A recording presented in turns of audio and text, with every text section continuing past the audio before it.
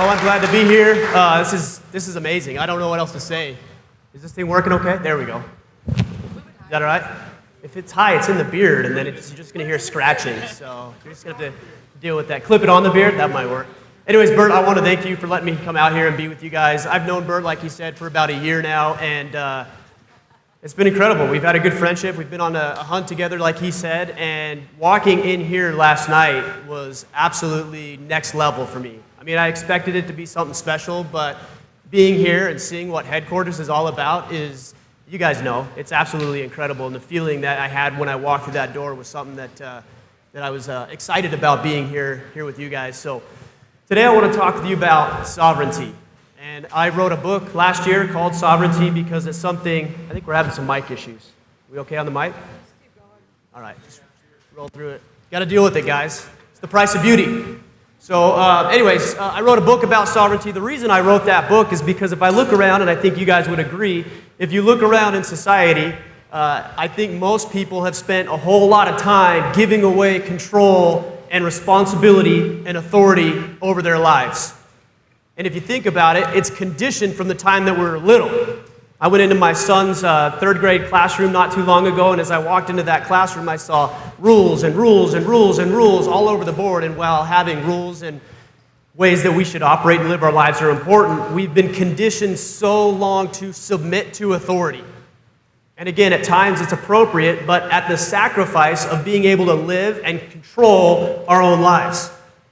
When we give away our sovereignty, when we give away control of what we have, we give away the authority, the responsibility, the accountability, we live an inferior life. It might be okay, it might be satisfactory, you might be doing what you're supposed to be doing, but all the while you're wandering around wondering why you can't seem to fill the hole that's in your soul. It's because you're living somebody else's life. And that's what I was doing for a very long time, is I was living somebody else's life. So again, I like this quote because I think it sums it up perfectly. The sovereignty of oneself over oneself is called liberty.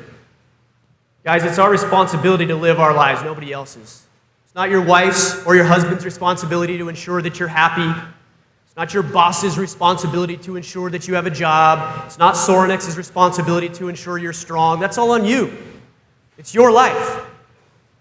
So we've got to learn to take control of this. And what I'm going to share with you today is a system for being able to do that. I'm going to share some of my personal story with you, but also I'm going to share a system. So if you have, I see a lot of you guys have notepads out, grab those notepads out. Because I'm going to share some things with you that I've figured out in my life that have really improved and elevated where I am today. And I'll show you this picture of where I was, not actually all that long ago. This was about 5 years ago, the guy on the left. That's a guy who had given away his sovereignty. That's a guy who was living for other people. That's a guy who was doing what he was quote-unquote supposed to do. He was the nice guy, but he was lost, and he was confused, and you can see that in my eyes. I'm slunched over, I'm hunched over, I'm holding on to, I think that's a potato chip, like it's, I don't know, like a gold bullion or something, man. I'm like protecting that thing. On the right is also me. You can see the beard transformation. That was a dark time in my life when I didn't have that beard. But you can see that I've transformed. And it's more than just the beard, it's more than just the clothes, it's sovereignty, it's control over my life, it's authority over my life. So the question is, why do we give this away so easily? Why do we spend so much time shifting responsibility, shifting that burden, shifting that blame, giving it to other people, expecting other people to do things for us or to be there and not really take control for ourselves? Number one is that it's easy. It's easy. It's the path of least resistance. And inside of us, there's this interesting phenomenon that we have where we constantly have to wrestle with what I call the natural man. And the natural man is lazy. He's immediate gratification. He wants the result without the effort. And so when we're presented with 2 or 3 or 4 different choices, what do we choose? The path of least resistance. It's very easy to slip into that default mode and just live life unintentionally and just coast and think that maybe we'll get by or maybe we'll do okay. And maybe even if you've had some level of success in your life, you're resting on that thinking you're doing pretty well. Or you're looking at other people and you're comparing yourself to those other individuals and thinking, well, at least I'm not that person, or I'm doing better than this individual. when you may not be fully stepping into what you individually are capable of. So number one, it's easy. We've got to make the choice to choose not the path of least resistance. I feel like I'm preaching to the choir when I say this, but the path of most resistance. It's the most effort. When we step into that path, although it's more difficult, we really prove ourselves capable of more than what we thought we were previously. The second reason we give it away is because it's expected. You look around in society and everybody tells you it's okay if you mess up, or it's okay if you don't do it the hardest, or they're giving out some benefit or participation trophy generation. I coach two of my son's baseball teams right now. We're just wrapping the season up. And it's interesting to watch how hard people defend not keeping score. I don't understand why we wouldn't keep score. Oh, it's not about winning. No, it's about the metric so we can improve. We need to know the score so we know how we stack up, and then we can go back to the drawing board and improve. And what's interesting is when I had my 5-year-old kids that I was coaching, although the city said, we don't keep score, what do you think the 5-year-olds were asking after the game? What was the score? Who won? That's because it hasn't been conditioned out of them yet. They understand the stakes. And yet we spend 10, 20, 30, 40, 50 years doing what other people are doing, living by their lowered standard, and fitting in at the expense of excelling. I actually read an article not too long ago that there was a soccer league, get this, a soccer league that had gotten rid of the soccer ball. Because heaven forbid, if somebody got scored on, they'd feel bad. Welcome to life. Like who in here has gone through a shitty experience in their life at some point? It's part of the deal. And not only that, it's a good opportunity to learn and to grow and to expand and to improve and get better. If you guys haven't experienced hardship, what are we doing here? Are you pushing yourself that hard? And the third reason I believe is that it's encouraged. It's encouraged. It's encouraged to give away your sovereignty. You look around in the media and how bad they want to control our every thought process and every movement and every action. You look at government. You look at the school system. You look at everywhere. Everywhere. The American Psychological Association just came out with a study. Now, specifically, I work with men. They came out with a study, and they deemed that masculinity in and of itself is toxic. Now, it's kind of a quasi-scientific study. It's really strange. But I believe it's an attempt to control the way that men operate, the way that we show up as men. It's everywhere. It permeates every fabric of society. But the question is why? Why is it encouraged to give away sovereignty? Why would our boss want us to submit, for example, to that authority? Because when we give away control and responsibility of our lives, we're easier to manipulate. That's the bottom line. A strong, sovereign individual is not as easily manipulated. It takes a little bit more, and they represent a threat to the powers that be. I'll give you a prime example. I spent 10 years in the financial planning practice. When I got back from Iraq, I got into the business and spent 10 years doing that up until just recently. And as I would sit in trainings about financial products, investments, insurances, all these types of things, I was so confused. I'm in the industry. I'm so confused about what these guys were doing.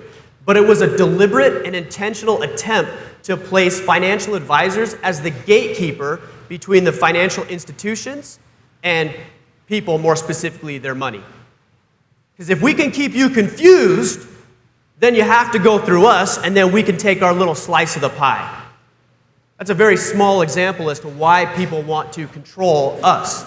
And if you look around at every problem in society, from violence and drug abuse and divorce rates and suicide and depression and the rising cost of healthcare, name it, pick a negative situation in society, I believe it comes down to us relinquishing our own sovereignty. That thinking that somebody else can do it better than we can do it for ourselves.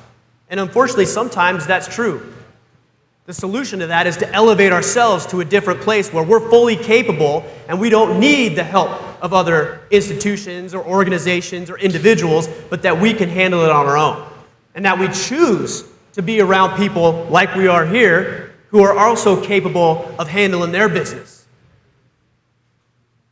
So the first thing we need to understand as we go through this process, and then we'll get into a little bit about my story and how I suggest that maybe you begin to reclaim and recapture some of your sovereignty, is that we've got to understand this is a battle.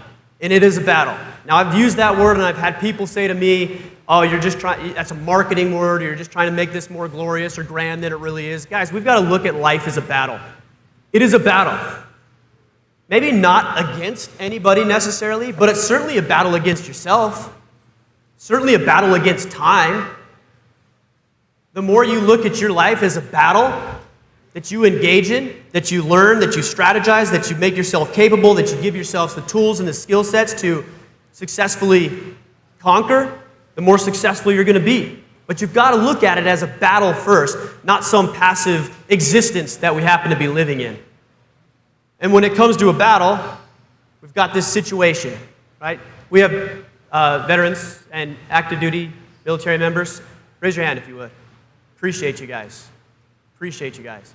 You understand SITREP, right? Situation report. Like, we can't go into a battle unless we know what the situation is. We have a little bit of an idea of what the situation is here. It's easy, right? It's expected and it's encouraged. That's the situation. And the goal ultimately is to reclaim our own sovereignty so that we can get stronger, we can make more money, we can have more successful relationships, we can have successful businesses. Whatever your objective in life is, this sovereignty is going to help you get there. So realizing, number one, that this is the situation, and then two, making the choice. You've got to make a choice. You can't be a bystander. You can't sit by and think that you're not being acted upon or that you're not acting in life. If you're showing up just by being here, even if you're sitting in the back, quiet, you're impacting the environment in which you're working.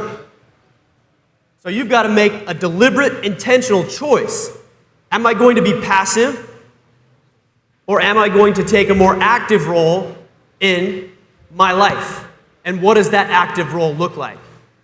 And the third component of this is having a strategy. We've got to have a strategy. There's two things I think everybody needs in order to be successful in life, generally. Number one, a network. Obviously, we can see that here and how that's so powerful. And number two, frameworks. So a network and a framework. And the strategy is the framework for improving your life. But first, we've got to have a code of conduct. So for those veterans, we have standard operating procedures, right? Code of conduct.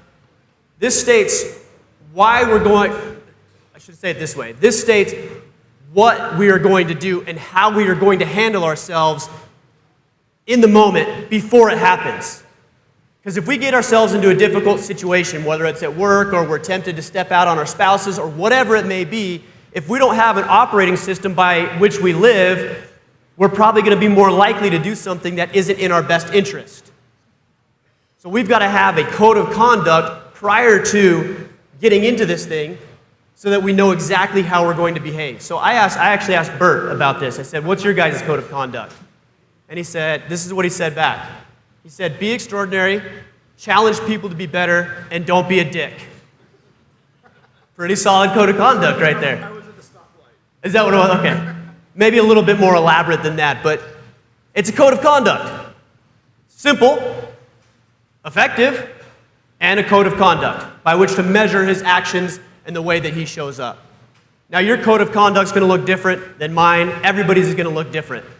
I want to share some things that I've learned along my path that I've incorporated into my code of conduct. So number one, self-reliance. Now, I hit on this a little bit earlier, is that we are conditioned to rely so heavily on other people from the time that we're little, right? We go into the classroom and we get rules. We have our parents laying the ground rules. All of these things are, again, good, but also conditioning us to take it to the extreme, which is not being able to rely upon ourselves. So I did this, went to school, did everything I was supposed to do. I was the quote-unquote good little boy. I got into the military when I was a senior in high school. The military is good because it forms and forges a lot of discipline and structure in my life. But again, I had somebody else telling me what to do, how to do it, why to do it, all of that stuff.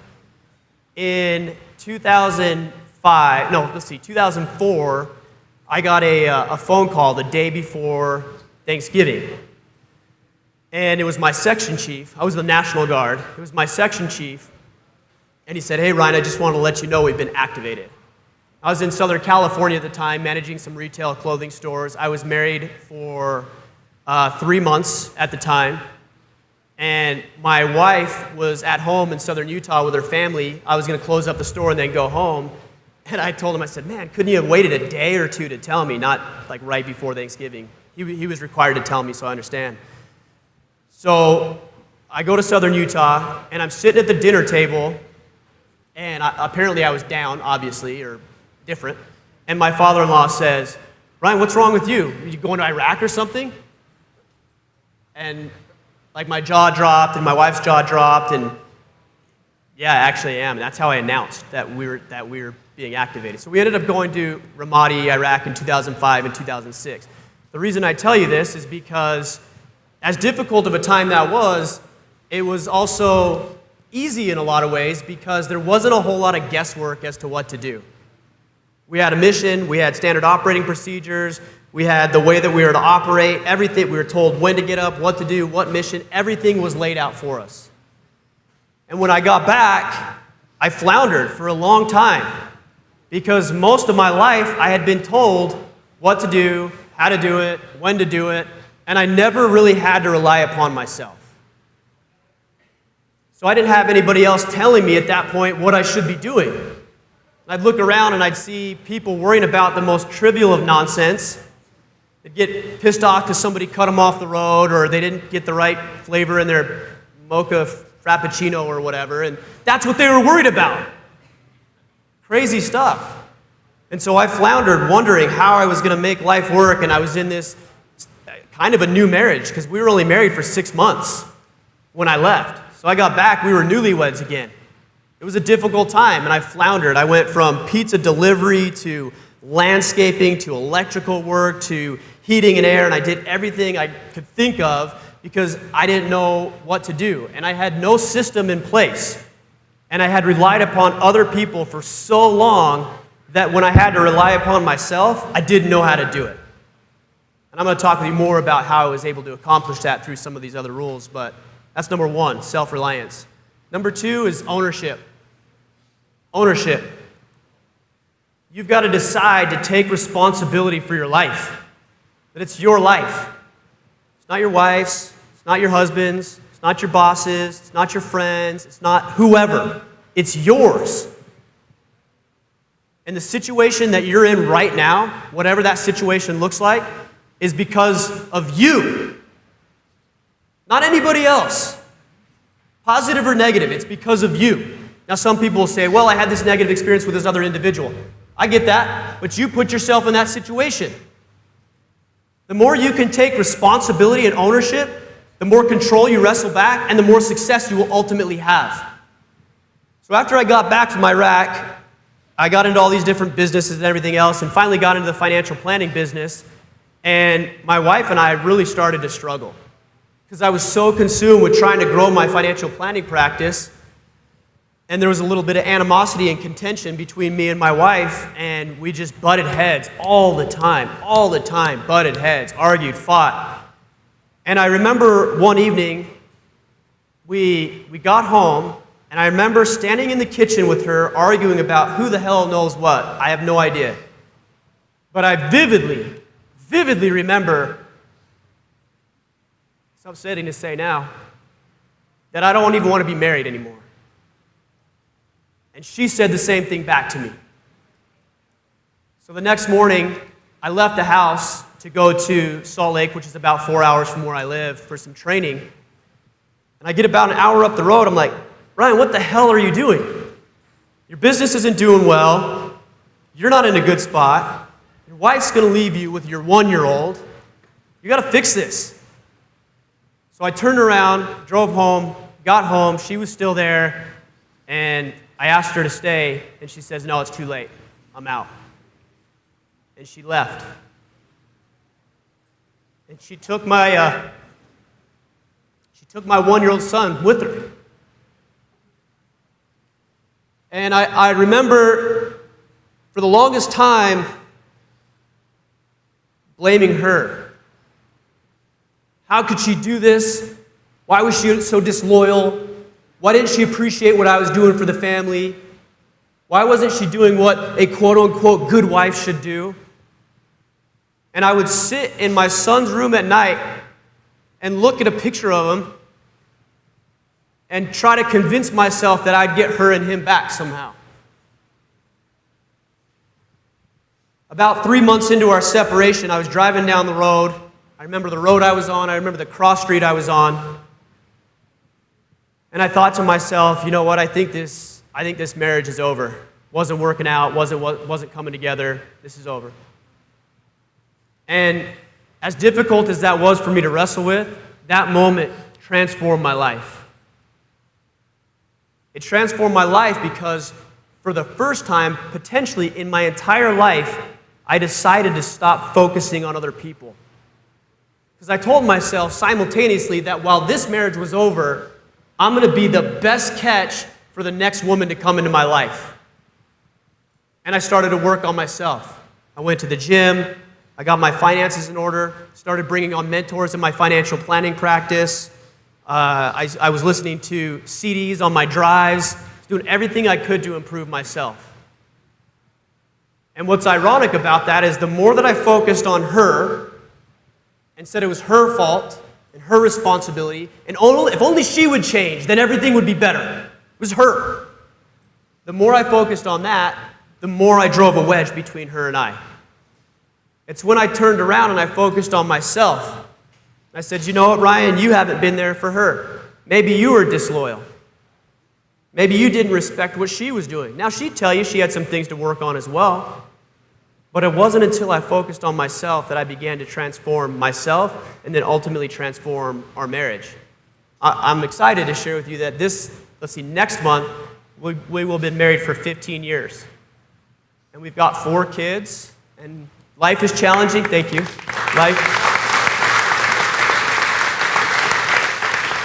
Life is challenging at times, like it always is, but we know how to handle that. And I know how to take care of myself. That's what happens a lot of times, is that we let go of ourselves, right? Our hobbies go, our friendships go. We let go of ourselves because we're trying to serve others. We've got to find time to work on ourselves, to take ownership and responsibility and control of what we can take control of. The next component of this, I think I skipped one here. Nope. Humility. Humility. So my wife and I, we get back together and still trying to grow the financial planning practice, and I wasn't doing well, which was really frustrating because most of my life I'd been okay, I'd been good. I could figure things out. And for whatever reason, I just couldn't make the financial planning practice work. And so I was about to throw in the towel and quit. Before I did that, I thought, you know what, I don't know what else to do. I've got to ask people for help. So I went to a couple of advisors in our office who were performing perpetually, always, perform, doing so well. I reached out to those individuals. I had to humble myself to do this, to ask. I asked those individuals to lunch. I said, will you just go to lunch with me? I don't get this business. And as a person who prides himself in being self-reliant, prides himself in being strong and capable and figuring things out, that was one of the most difficult things that I had to do. Is just to go up to somebody and ask for help and say, I don't know how to do this. Can you help me? And the answer was, yes, we can help you. What ended up happening is I ended up working with both of these individuals, and we ended up partnering in the business, and instantaneously my business started to grow. Not because anything I knew differently, but because I was learning from these guys. They were teaching me what they know. They would take me in on client appointments. They would come on my client appointments. And through that small act of humility, I was able to grow that business into a 6-figure business within 12 months. Because I was humble enough to ask for help.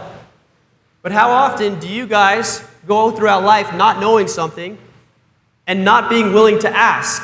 Again, it's been conditioned that we shouldn't ask for help, that we should just know it all. A lot of you guys are coaches, so you should know it all, right? This doesn't serve anybody.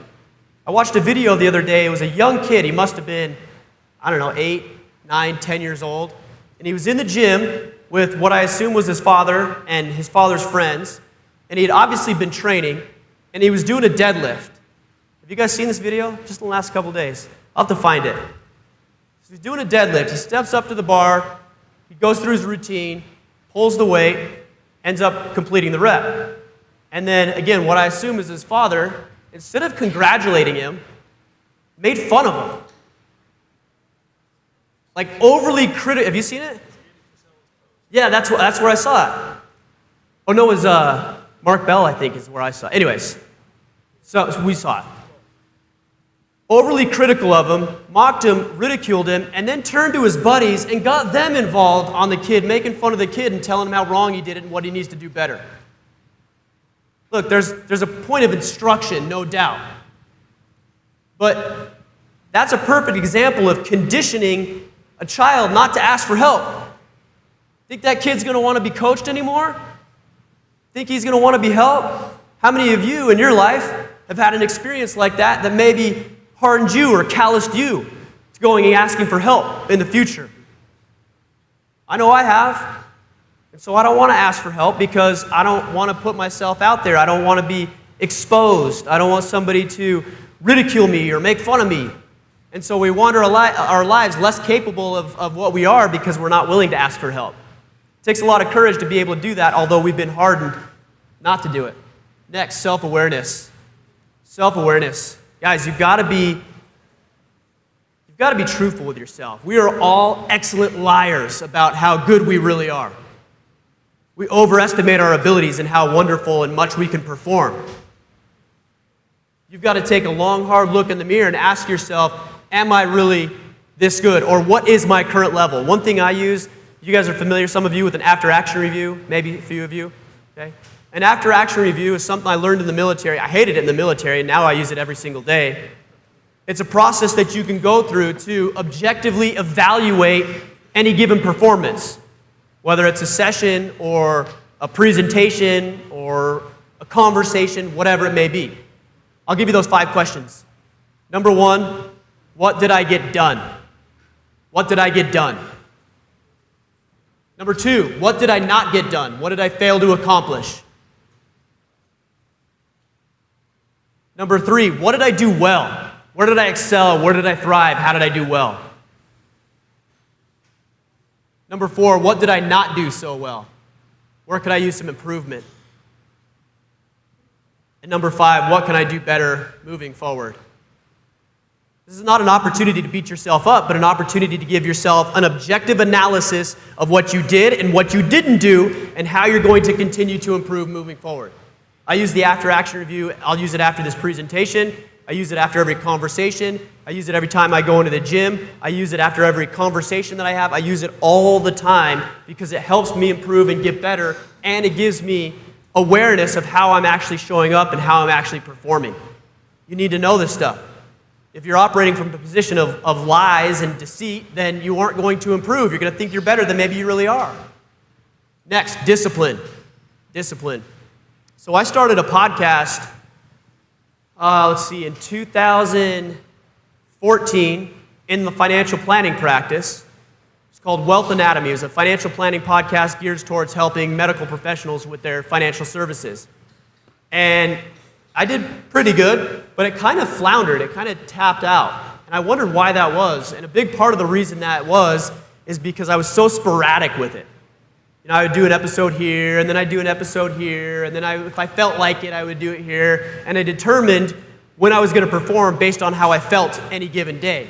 That's why I struggled. So I went back to the drawing board in 2015. I started the Order of Man podcast. Does anybody listen to that, by the way? Cool, good. Started the Order of Man podcast in 2015. We just hit, just barely, I think, in the last couple of days, over 13 million downloads now. I mean, I think I've gotten better at podcasting, sure, because I've been doing it for 4 years. But the one thing that's helped me get to that point is ruthless discipline. I don't base, if I'm going to do a show, on how I feel. I base it on the fact that I said I would do it. Same thing about this event. It would have been convenient for me to stay at home and pack and do all the things that I need to do to get moved, but I made a commitment to be here. It's not about how we feel. It's about what we committed to doing. That's why the code of conduct is so important. You're making the decisions before the stuff happens, before the baggage. So I started podcasting with Order of Man. I started that podcast in March of 2015. And I have not missed a single episode since March of 2015. I do 3 shows a week. And I won't miss an episode unless I'm dead. So let's see, the end of last year, I went to a week-long jiu-jitsu camp, and I realized that I had failed to put out one of my Friday shows. It was 11 o'clock at night, and I wanted to go to bed. So I think we were on day 5 or 6 of this jiu-jitsu camp, and I was beat down. And I realized, it hit me. It was Friday. I realized I didn't put out the episode. So my buddy who was going to sleep, I said, I need you to stay awake with me and do a podcast with me about the camp. 11 o'clock at night, we did a podcast. It took us about 30, 40 minutes. Uploaded, hit published. That's what I'm talking about. Discipline. Do it regardless of how you feel. If you committed to doing it, do it consistently, day in and day out. I'm not going to miss another episode. I didn't miss that one. I'm not going to make it that close anymore either. Next is courage. Jen, you and I were talking about this, right? Courage. One of the most popular questions or frequently asked questions is, how do I gain confidence? That's what guys want. How do I gain confidence? How do I gain confidence around women? How do I gain confidence with an employer? How can I be confident? I think what a lot of people believe is that somehow we're just entitled to confidence, or that some people are naturally more confident than others. That's not how it works. You're not entitled to it. But what you do have to display in order to earn it is a level of courage. Because courage breeds competency, which breeds confidence. Courage is what it takes. Courage is what it takes to stand out. Courage is what it takes to say no. Courage is what it takes to say yes in the right moments. This is how we reclaim our sovereignty, by displaying courage. Then we develop that competency and the confidence needed to continue the path, to display more courage even more next time. Next is intentionality. And I'm going to give you a framework here after we get through this slide. But I want you to think about somebody's life, the average person's life. They get up with just enough time to maybe shower, grab a quick bite. They get in the car, they put in an hour commute to work. They get there and they're met by a stack of papers or projects they need to get done. If they take a lunch break at all, it's quick, so they get right back to what somebody else is telling them to do. They get home, and you can see their soul's been sucked out of them on that drive. And then they're getting hung on by their kids, and their wife has a to-do list for them at home. And then maybe when their kids are in bed, they watch 3 hours of TV, and then they go to bed and they do it all over again. That was my life. I'm sure a lot of you guys have been in that situation. But tell me where in that schedule there's any time for being intentional and deliberate about what you want to accomplish. There isn't. So if you don't have time to think about a new life, can you create a new life for yourself? No. You're in the hamster wheel over and over and over and over again. And the first thing that it requires is you saying, I got to stop for a second. Just for a second. Get out of this. Get yourself out of that situation and start thinking about a new reality. Not your current reality, a new reality. So this is the process that I want to share with you. It's called the battle plan. This is a process I've developed over the past 4 years that has helped me accomplish some, what I think are pretty credible things. So number 1, vision. Vision. Guys, when you think about a vision for your future, well, first, have you thought about a vision for your future? Have you thought about what you want? Are you deeply connected to what that vision is, to what you want to accomplish? When I started to get back into shape, the reason I did that is because one day I got home and my 2 oldest boys, I have 4 kids, my 2 oldest boys came up, Dad, come jump on the trampoline. And I remember I had to look them in the eye and say, I'm sorry guys, I can't. I literally couldn't. I was exhausted, I was fat, I was out of shape, I was broken, and I couldn't jump on the trampoline with them. And part of my vision as I started to get back is that I could visualize myself jumping on the trampoline. It sounds silly, but I promise you it works. Jumping on the trampoline and them saying, Dad, we're tired, before I did. That was my vision. That got me on the path. And then I had to expand that vision in that capacity. But what is your vision? What is it that you want to create for yourself? And are you thinking about it on a daily basis? Do you have scheduled time in your day to think about, here's what I want, here's what it looks like, here's what it feels like? A couple of years ago I did, does anybody do Spartan races in here? Okay, a few of you. A couple of years ago I did a Spartan-a-gogi. It's a 60-hour endurance event. And I was about, 35, 40 hours in, and I wanted to throw in the towel so bad. I'm like, man, I gotta quit. And what I started to visualize, it's actually emotional because it's that powerful to me, is I visualized being able to call my kids when it was over and saying I did it. Because when I left, they made these boards, these big poster boards. And on those poster boards it said, go Dad, we know you can do it, get 60 hours. And my wife sent me the text of the boards, the pictures that they had made. And I visualized making that phone call. And that's what got me through the next 20 hours. And I remember making that phone call to them, and it went exactly the way I had imagined it. This is the power of visualization. It's going to keep you in the game if you can think about who you want to become. But it's got to be deeply connected and very intimately, emotionally connected to who you want to be and who you are right now. Number one, vision. Number two, objectives. Now I create objectives this way. 90-day objectives, because it's long enough to produce results, short enough where I don't lose attention or lose commitment to it. 90-day objectives in 4 areas. So the 4 areas I use, number one is calibration. That's my emotional and spiritual and mental health. It's connection, which is relationships. It's condition, which is physical health. And the 4th component is contribution, which is giving back, becoming a man of value, and adding more to the environment than I take away from it. Those are where I put my objectives. So I create my 90-day objectives in each one of those 4 quadrants. Now that's a great starting point, but I think that's where most people stop. Right? Here's what I want to do, and then they focus on their final result. You should for a minute, but then only using that as a framework to work backwards into what the hell you're going to do about it. It's not enough to know what you want, you got to know how you're going to accomplish it. So I work backwards into this next component, which is tactics. What am I going to do on a daily basis in order to achieve said objective? And I track everything. You guys, I'm assuming you track everything as well, right? Track it. It has to be tracked. If it's not tracked and it's not measurable, it's less likely to get done. So this is, I know you can't probably see this all this well. If you guys want to shoot me an email, I can give you this stuff, whether it's the slides or this resource right here. It's just a spreadsheet, and actually we'll go through and you can see, I think I've got a pointer on here. Well, you can see the top left in yellow, calibration objective. So you'd write your objective in there. Below that, you'd write your tactic, and then you give yourself a point for every day of the week that you accomplished it. And on the right, you can see it'll tell you how effective you've been for that week in each one of those quadrants. So if you shoot me an email, like I see some of you guys taking pictures, that's fine too. But you probably want the spreadsheet because that way it does all the calculations for you. Ryan@orderofman.com. Just shoot me an email, tell me you're here, and I'll shoot that over to you. Okay? Then you can tweak it, adjust it, change the colors, change the fonts, do whatever you want to do with it. It's yours. All right? I know we're bumping up against time here, you guys, but I really believe that there's a battle for our hearts and minds. I do.